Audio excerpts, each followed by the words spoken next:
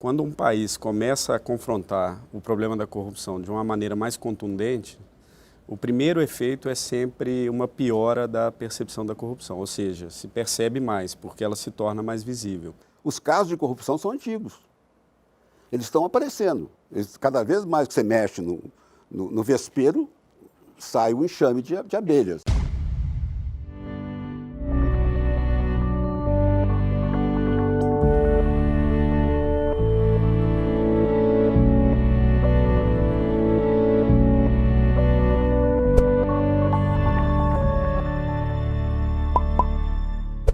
Olá, esse é um dos capítulos do curso Um Brasil Sustentável. É uma realização, uma parceria do canal Um Brasil com a Unifesp, a RAPS, a Rede de Ação Política e Sustentabilidade, e a FEComércio São Paulo. Hoje eu recebo o Bruno Brandão, diretor executivo da Transparência Internacional no Brasil, e o Moisés Rabinovich, jornalista há 45 anos e fundador do Museu da Corrupção. O tema hoje, então, é transparência e corrupção. Queria agradecer a presença do Bruno, do Moisés, e queria começar com uma pergunta bastante simples, assim, né? Quando a gente olha para os últimos estudos sobre percepção de corrupção no Brasil, a sensação das pessoas é de que só piora. Ao mesmo tempo, a gente tem descoberto cada vez mais casos de corrupção no país, o que muita gente entende que é um avanço na luta contra a corrupção, né? Ou seja, a gente tem descoberto mais casos de corrupção, a gente tem fortalecido as instituições. Ao mesmo tempo, a descrença das pessoas nunca foi tão grande assim. Então, queria começar pedindo para o Bruno explicar um pouco desse paradoxo que a gente vive. Sim, bom, primeiro agradecer o convite, boa noite a todos, todas.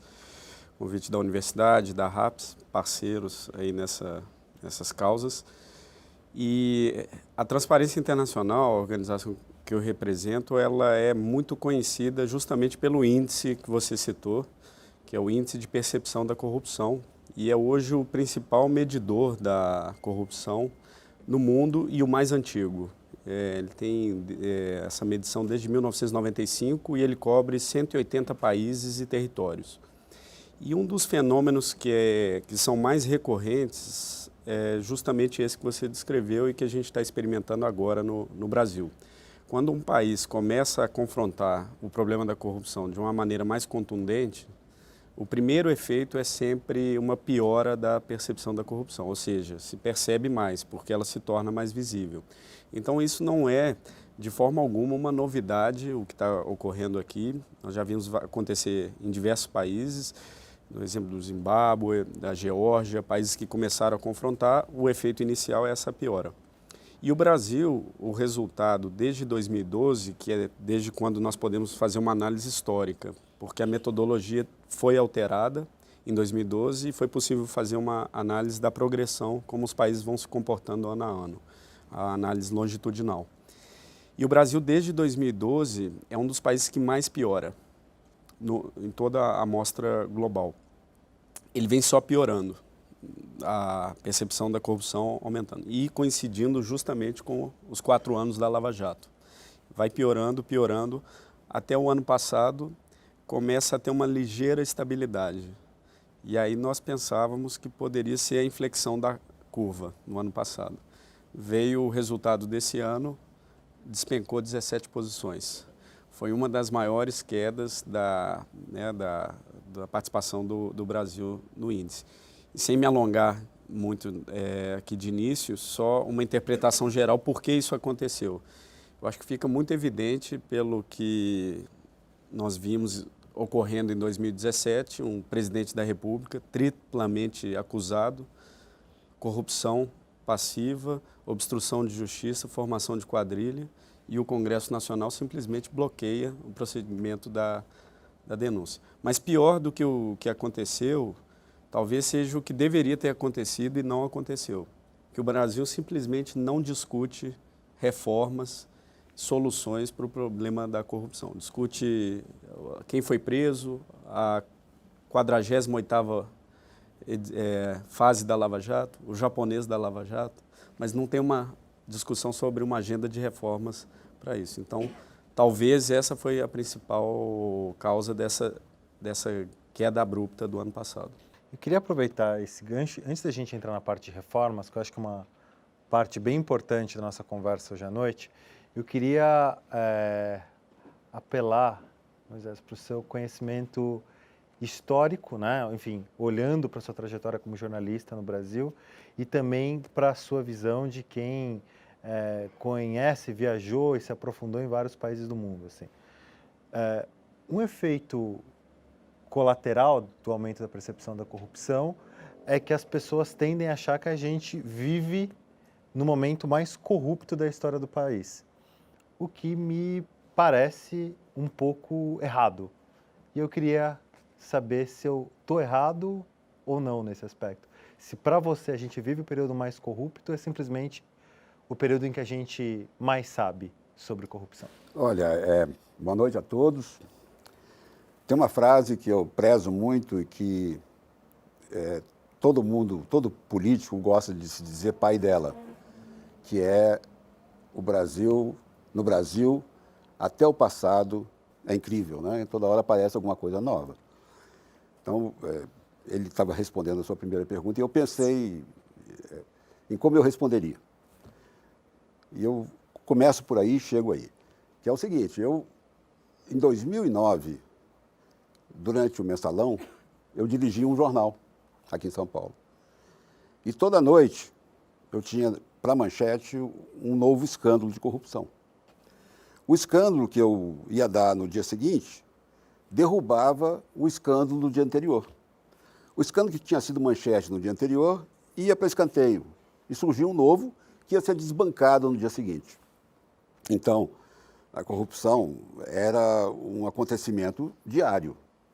E eu disse para mim mesmo, olha, esse material está sendo perdido. E por isso, então, eu fundei esse Museu da Corrupção, que foi coletando tudo que havia sobre corrupção e com o qual eu fui aprender que a corrupção, quanto mais você cavando, mais você encontra. Eu fui aprender que a corrupção chegou ao Brasil com as caravelas. Você pega processos que estão na Torre do Tombo, em Portugal, e que são acessáveis online, você vai ver que 1580, dois caras foram degredados para o Brasil porque roubavam em Lisboa, porque achacavam pessoas em Lisboa. Então foram mandados para cá. Nós temos um pioneiro de 1860, que é muito conhecido. Então, o Brasil é o país do jeitinho. Aqui dá esse jeito em tudo e consegue-se contornar problemas. Não respeitamos muito as leis, né? Você passa nas estradas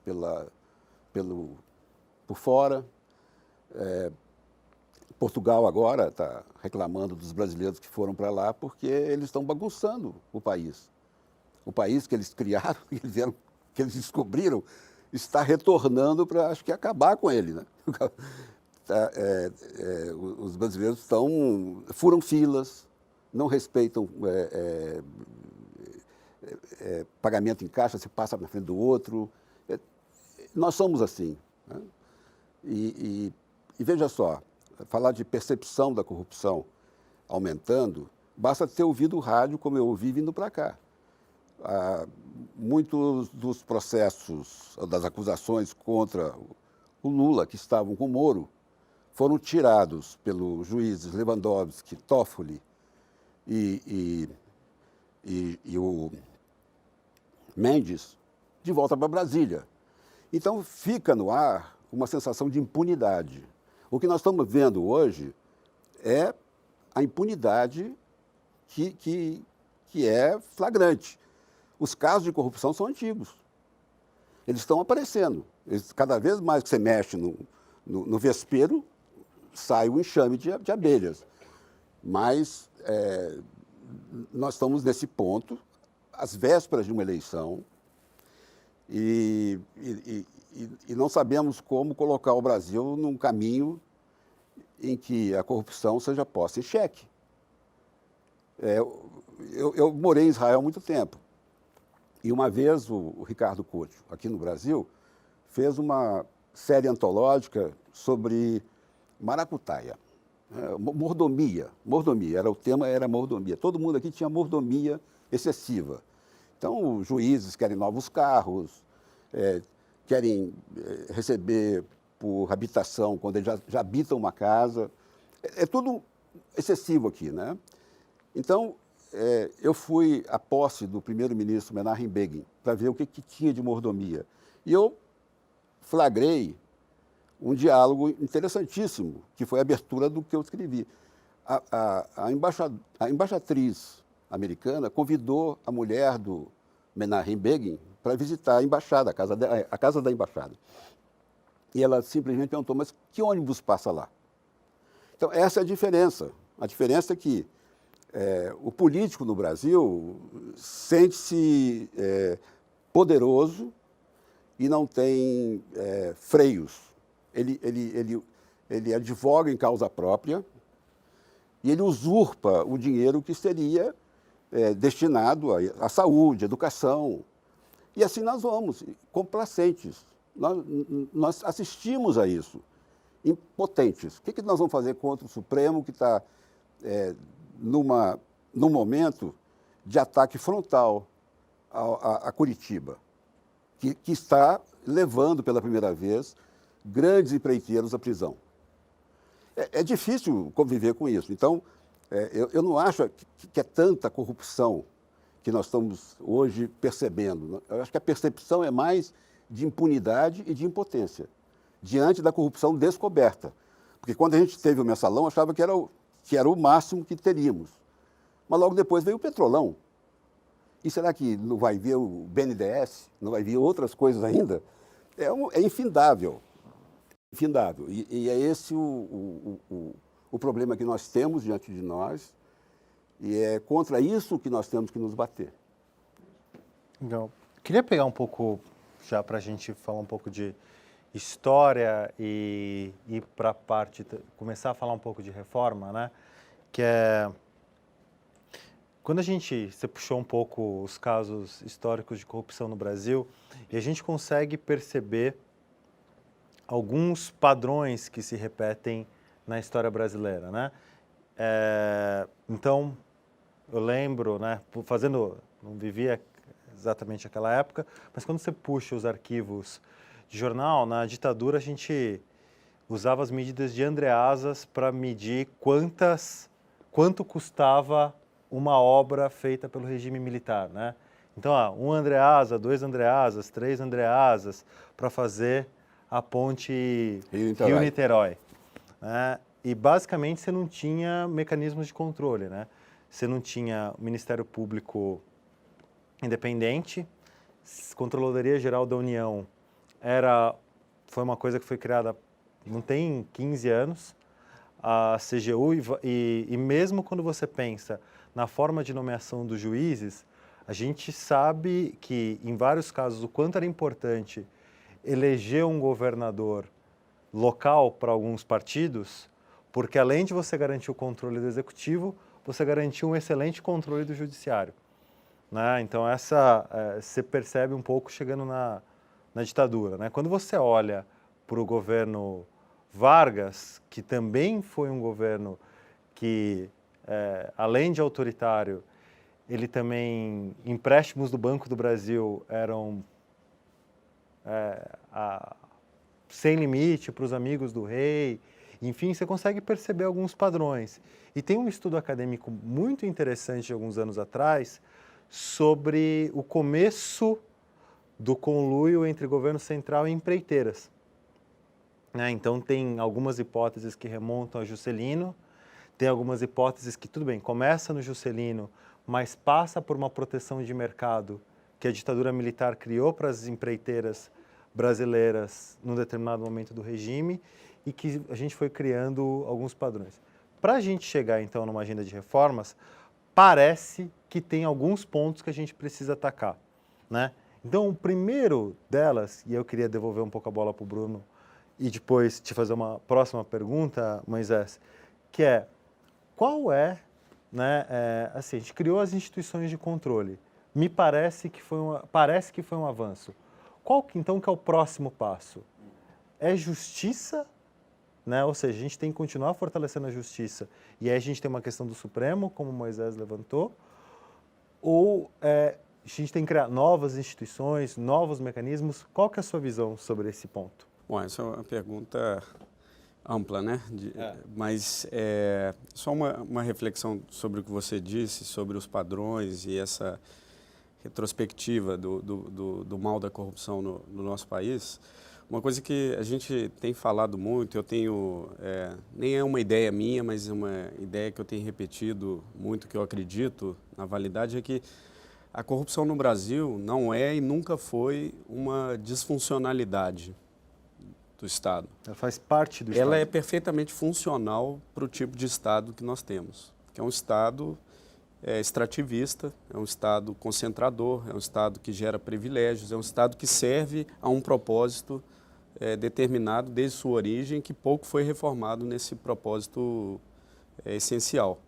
Então, para quebrar isso, você tem que mexer em raízes profundas, né? Da própria forma como o Estado ele é organizado, para que ele serve, para quem ele serve, para que interesses, e assim também o mercado, que não é muito diferente dessa lógica. O que a gente sempre, no trabalho da Transparência Internacional, observa e promove melhorias para o combate à corrupção, nunca é um ponto isolado, é sempre uma mudança, em geral, sistêmica, quando, de fato, um país começa a ter resultados positivos no controle da corrupção. Na melhoria de leis, então você precisa de um marco legal anticorrupção adequado para que as instituições elas possam responder ao problema e prevenir. E o Brasil tem avançado muito nesse marco. É importante ver o nosso avanço. A lei da improbidade administrativa é uma lei criada sui generis no Brasil, inclusive de quando que ela é? Ministro Herman Benjamin. É uma lei que já tem quase 20 anos. Depois, leis importantes, né, a lei da transparência ativa, a lei Capiberibe, né, a lei de acesso à informação, a lei anticorrupção, a lei de crime organizado e tantas outras. E a lei e algumas leis, às vezes, de efeito colateral, como a lei da delação premiada, né? Que é a lei da organização criminosa, exatamente, e que foi a principal ferramenta de tudo que está acontecendo hoje, exatamente por uma reforma legal, mas não só. Aí depois o outro pilar, desenvolvimento institucional. Você citou aí a criação de instituições importantes, mas não basta, evidentemente, criar o órgão, ele tem que se capacitar tecnicamente, orçamento, independência. E você vê a Lava Jato, por exemplo, é um desenvolvimento de conhecimento técnico. Você lidar com um caso dessa complexidade de lavagem de dinheiro, corrupção transnacional, etc., não é qualquer procurador, não é qualquer juiz que é capaz de compreender e processar aquilo. Então, as varas especializadas foram importantíssimas, a criação. Então, esse desenvolvimento institucional. E o terceiro pilar que nós trabalhamos é comportamento. É criar um amplo consenso social do valor da integridade. Seja no mercado, na forma de fazer negócios, que é bom para todos, que prevaleça a meritocracia, o valor da integridade seja percebido no mercado, nas relações políticas, né, a sociedade com seus representantes, etc. Então, que isso esteja integrado, né, num amplo consenso social. Então, esses três pilares normalmente é a receita, digamos, macro padronizada, melhores leis, melhores instituições e melhores comportamentos com relação à integridade. Mas nesses 45 anos, olhando para a tua carreira... 45 anos só de correspondência. Só de correspondente. Eu estou mais velho ainda. Você se recorda de algum país que tinha um desafio de corrupção tão grande quanto o Brasil e conseguiu virar o jogo?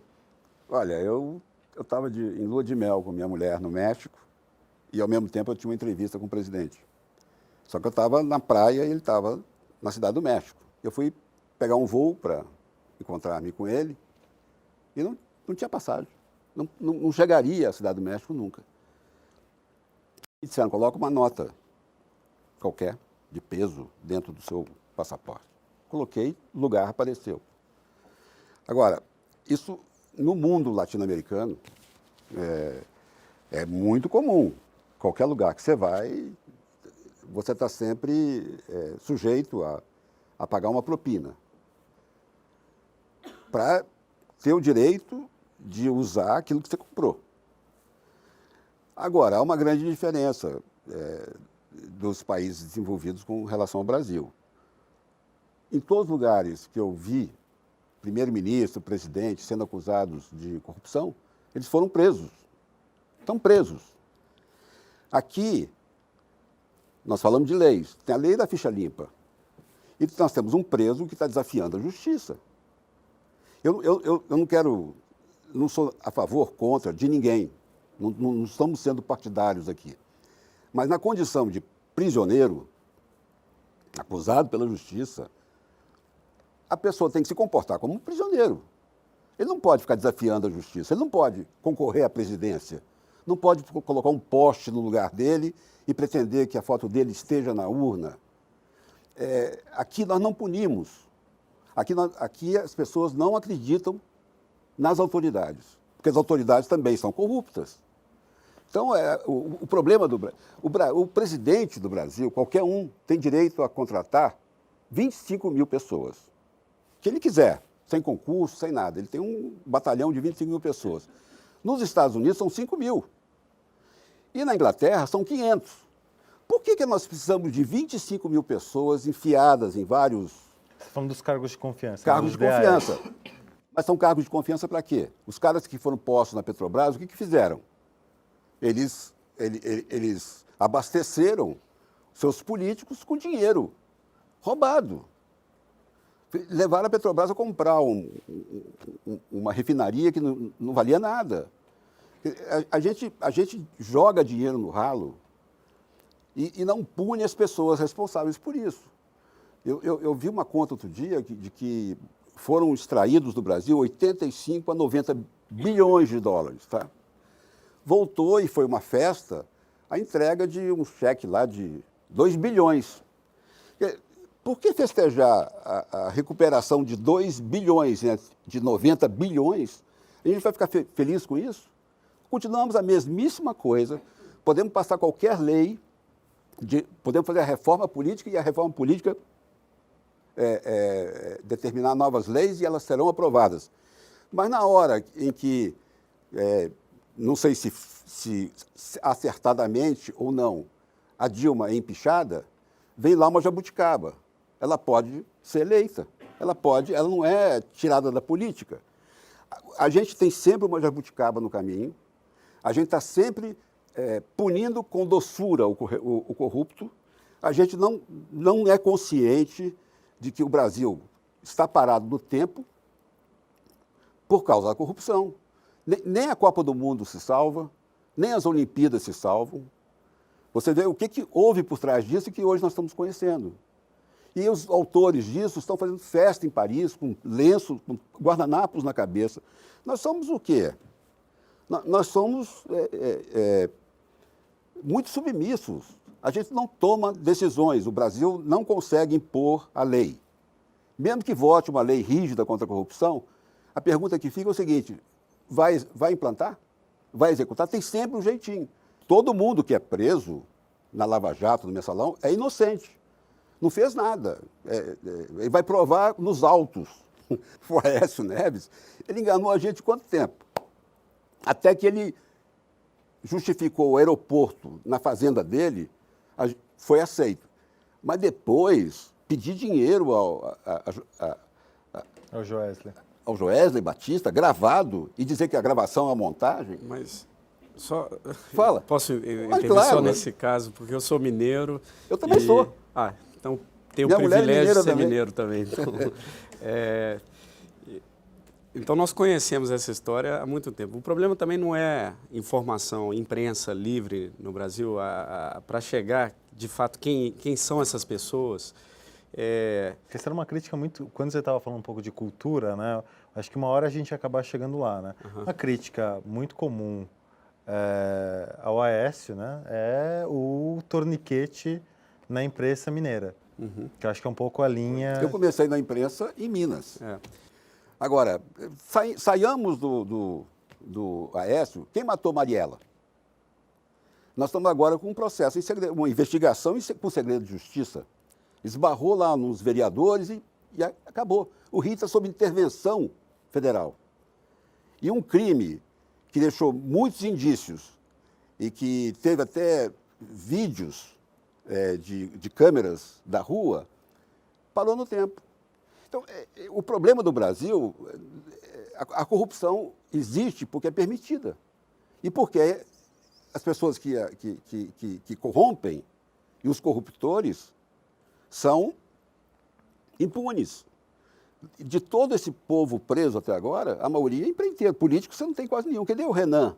Cadê as figuras políticas que têm uma capivara enorme? Eu acho que todo mundo sabe o que é capivara, né? É o currículo, a ficha policial. Está todo mundo solto. Mas eu queria fazer um contraponto, achar a reflexão interessante. Eu estava aqui pensando em alguns pontos para a gente conversar, né? Que é, por um lado, você tem algumas pessoas trazendo pontos muito relevantes, e de novo aqui, né? O meu papel não é defender nem atacar ninguém nesse momento. Você tem algumas pessoas, né? Você tem, por um lado, o Gilmar Mendes no Supremo Tribunal, falando, bem, os procuradores ali se acham Robespierre, né? Então, cortem-se as cabeças.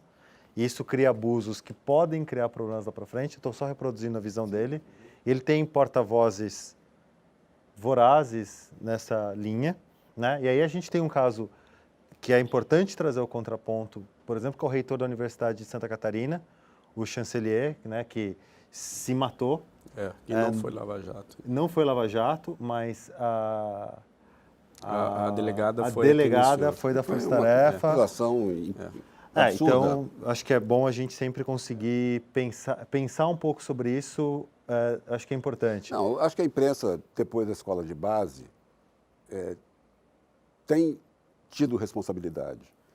Você não vê ninguém, o jornal não acusa ninguém, o jornal segue. O chancelier foi acusado, né? Foi acusado, mas foi acusado absurdamente e se matou. A pessoa tinha vergonha na cara. A pessoa tinha... E num processo que é um pouco kafkiano nesse caso, né? Porque ele foi acusado de coisas que aconteceram que ele mal tinha se inteirado, e aí a gente também teve agora recentemente, que é pensar nesses pesos e contrapesos da corrupção, porque recentemente, quando teve um protesto, né, um ato em memória ao reitor, os professores que protestaram sofreram um processo por causa disso. Assim, a delegada da Polícia Federal abriu um processo contra essas pessoas. E isso acaba dando munição também, se a gente está pensando, no final das contas, o que a gente está falando de corrupção tem instituições melhores.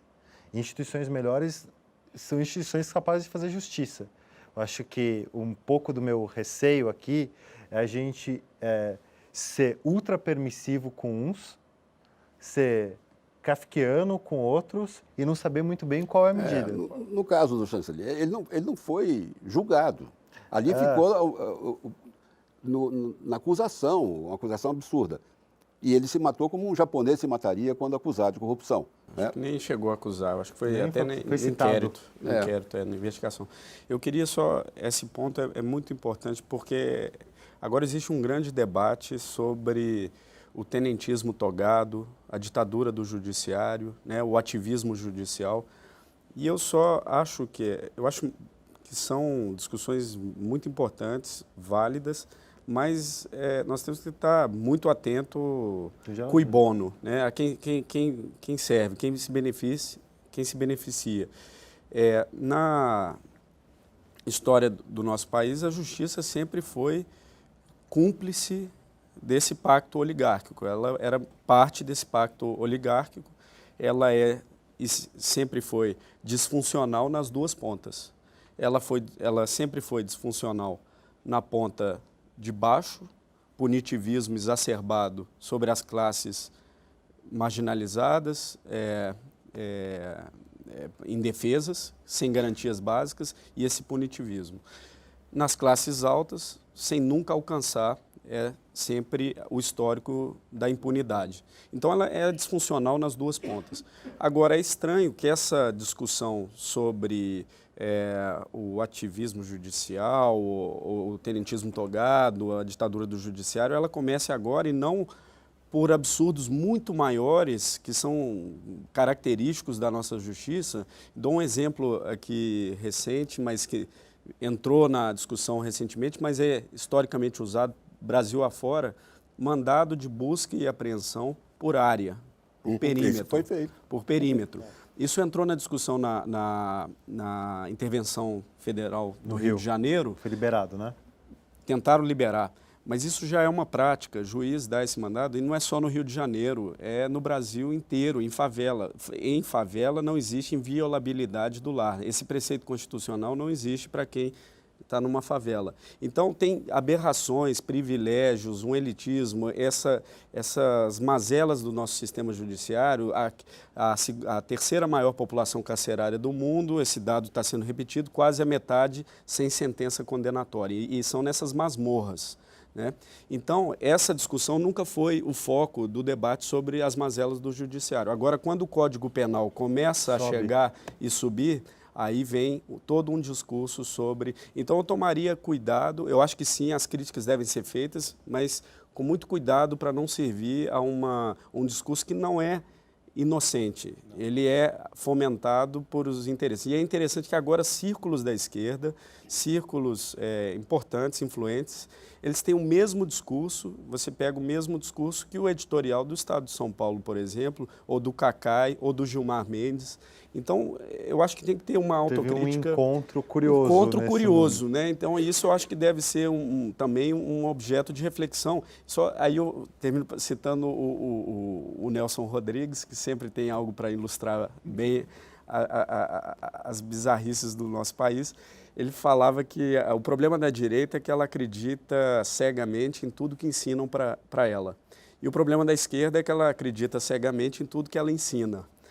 Então, eu acho que a gente tem que tomar muito cuidado e ter uma autocrítica também. É uma crítica importante a ser feita ao judiciário, mas cui bono. Né? Eu só acho que o cuidado não deve nos imobilizar.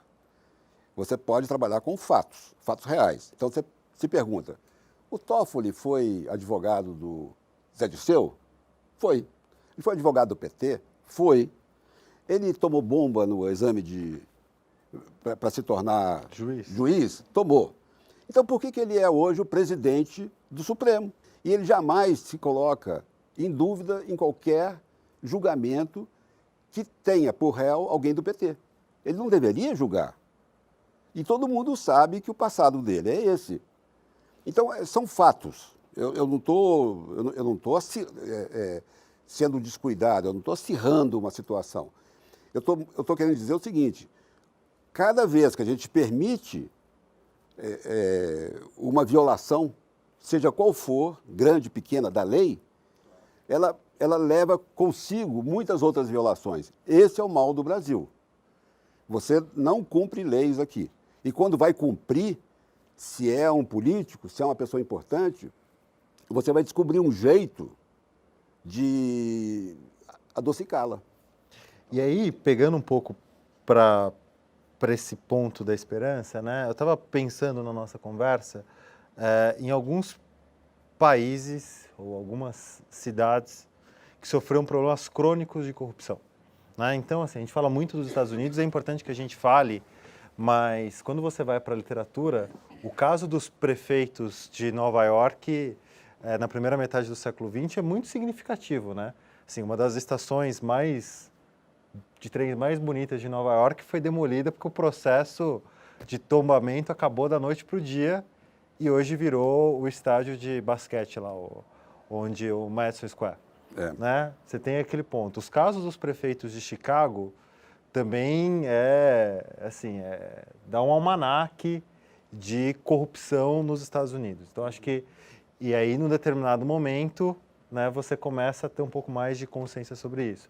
E hoje a gente percebe que, depois desse período, os Estados Unidos começaram a atacar a corrupção corporativa, porque não faz 20 anos que a gente tinha uma empresa, a Enron, que conseguia enganar sistematicamente os seus acionistas e os seus fornecedores. Então você foi para o lado da corrupção corporativa. Mas não se esqueça do Watergate que derrubou Nixon. Pois é. Então a gente também, é interessante pensar que os Estados Unidos também teve que criar esses aparatos, né? E quando a gente olha para alguns países latino-americanos, eu estava pensando no ranking de corrupção, eu sempre fico muito curioso com 2 países na América Latina que eles têm índices muito baixos. Chile, Uruguai. Chile, Uruguai e Costa Rica. Né? São 3 também, né? Porque quando a gente pensa em América Central, às vezes a gente pensa que nada está funcionando muito bem, mas Costa Rica é um caso interessante. E mesmo quando a gente olha para os nossos, para Portugal, né? Não é que Portugal também era conhecido como o país mais íntegro da Europa Ocidental, idem a Espanha, assim. E aí eu queria escutar um pouco de vocês, assim, o que você acha que esses países têm em comum, o que eles fizeram de certo, que luta eles enfrentaram para conseguir, obviamente é quase impossível erradicar a corrupção, a gente sabe disso, mas o que eles fizeram de certo que hoje eles estão muito melhores do que a gente está? Eles podem ter outras discussões.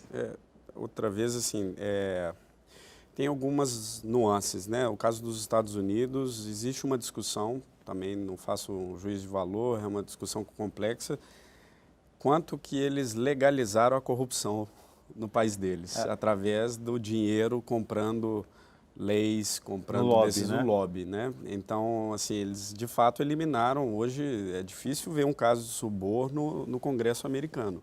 No entanto, o dinheiro está ali como difícil imaginar outro caso onde fale mais alto o dinheiro. Que é inclusive aquelas metáforas que as pessoas falam, tem que drenar o pântano de Washington, né?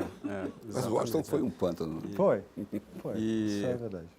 Então, tem várias explicações para essas melhoras, né, dos países, mas eu volto aquele tripé, né? São melhores leis, melhores instituições e melhores atitudes, comportamentos. E perceba que eu não disse nenhuma vez cultura. E foi o painel, eu acho que era o título até do convite do painel, e eu achei, eu vou deixar que eu vou entrar nessa polêmica sobre a cultura, porque nós não trabalhamos com o conceito de cultura da corrupção, porque isso gera um determinismo quase, um fatalismo que corta a esperança, o que você falou muito bem, a importância da esperança. Então, se nós acharmos que é parte da nossa cultura, a cultura do latino-americano, que está no nosso DNA, a corrupção, isso é muito difícil de mudar e de acreditar que é possível mudar. E não é verdade que o europeu tenha a integridade, o norte-americano, a integridade no seu DNA, na sua cultura. Tudo bem, tem um comportamento mais ordeiro e de respeito às leis, porque é a relação com o Estado, que o Estado é um mecanismo para o interesse público, então é uma relação diferente com o Estado. Mas, quando eles operam fora dos mercados deles, as grandes empresas dançam conforme a música. Então, será que de fato está na cultura dessa integridade ou é um sistema ali que promove um comportamento ético íntegro? Agora, se transporta para outro sistema, outro contexto, muda-se também o comportamento. Você pega um caso do VLT no Rio de Janeiro, novo transporte lá. Os índices de evasão da passagem, que não existe bilheteria, como um modelo de várias capitais da Europa, é muito mais baixo do que capitais europeias de evasão do comportamento. Nós fizemos uma pesquisa recente, o Barômetro Global da Corrupção. É a principal pesquisa de opinião sobre o tema da corrupção. E aí, o resultado do Brasil, em uma das perguntas, que era, você teve que pagar suborno para ter acesso a algum tipo de serviço público no ano anterior, um serviço básico, uma vaga na escola para criança, uma consulta médica no posto de saúde, uma licença para um pequeno negócio. O Brasil, o resultado foi 11%, que disse que teve que pagar. O México, que o Moisés citou agora há pouco, foi 53%, que disse que teve que pagar. Seu dólar foi suficiente. E aí, só concluindo, Infelizmente. e quando nós publicamos essa pesquisa, a reação que nós mais escutamos foi a seguinte: isso é porque o brasileiro mente muito. É verdade. Mas só concluindo, a importância dessa pesquisa não está no valor absoluto, está no valor comparado com os outros países, porque pode não ser 11%, pode ser que seja 20%, 25%. Mas era a mesma pergunta do México. O México pode ser que não seja 53%, seja 70%, 80%. É tão constrangedora quanto a pergunta. Então, assim, o que eu queria dizer é que o Brasil tem sim como acreditar. Ele tem motivos para ter esperança. Não vamos entrar nesse fatalismo, nós temos avanços importantes em termos comparados. Não é um índice bom, Portugal é 3%, o Reino Unido chega a quase 0%, então tem um caminhar longo pela frente, mas nós avançamos muito e temos total capacidade de dar esse salto. Não tem por que achar que está no nosso DNA. Mas agora é preciso lembrar do seguinte: sem soberania, sem fronteiras, sem pensar em países, nós temos o caso de Judas, que recebeu umas moedas e traiu. Quer dizer, a corrupção está na nossa alma, na nossa história. Não é uma coisa de fronteiras e de países, é uma coisa estrutural. Alguém que ceda a vantagem visível. Eu cometo esse crimezinho aqui, mas eu vou ganhar esse dinheiro aqui. É isso que move. Agora, para evitar que isso continue, tem que ter punição. Se não tiver punição, isso vai continuar ad eterno. Falamos dos Estados Unidos. Lá nos Estados Unidos, em Washington, você tem um ônibus que faz o roteiro da corrupção. É uma viagem turística. Ele vai parando em Watergate, vai parando no lugar que o senador foi pego com uma namorada, ou o senador foi pego com um namorado. Ele vai e a pessoa vai contando a história pelo caminho. Virou folclore. É claro que tem corrupção lá. As companhias aéreas que estavam disputando vender aviões de combate para o Brasil, sejam suecas, francesas ou americanas, todos estavam ali dispostos a pagar. Giscard d'Estaing, ele recebia diamantes da África. Os casos de corrupção, eles são internacionais, eles não são limitados ao país. O que acontece é que alguns países resolveram punir e se tornaram sérios. Nós continuamos o Brasil do carnaval, do futebol, tudo bem, né? Vamos dar um jeitinho. E assim não vai adiante. Assim não tem como a gente passar por esse momento. Você vê que Adhemar de Barros, lembrando uma figura que criou aquela frase, rouba mais faz. Ele fugiu do país e quando ele voltou, ele foi eleito primeiro prefeito e depois governador. O Severino, que era o presidente da Câmara, quando o Gabeira o derrubou com um discurso contundente, ele foi eleito na cidadezinha dele. Ele cobrava propina de um restaurante, para um restaurante funcionar lá em cima, na Câmara. Então, você vai descobrindo. Basta cavucar um pouquinho. Em Israel, você cavuca, você acha uma peça arqueológica. Aqui você cavuca e acha corrupção. Mas o senhor não acha que tem algo novo acontecendo com respeito eu acho que tem, à mas impunidade? eu acho que tem, mas eu fico muito preocupado em ouvir que 3 juízes da Suprema Corte do Brasil estão relaxando a Lava Jato. O Supremo Tribunal Federal, o senhor gosta de história, ele foi idealizado pelo Dom Pedro II. Ele foi criado na última década do século XIX. Ele foi punir o primeiro político por corrupção e exercício do mandato em 2010. 2010. Deputado, né? Então você, assim, tem algo novo acontecendo. Lá no TRF4 em Curitiba, além do Lula, tem outros 76 condenados já. Eu duvido que algum deles tenha um patrimônio menor do que $1 milhão. Sim, nenhum político. Tem políticos, o governador do estado do Rio de Janeiro está condenado a tá. mais de 100.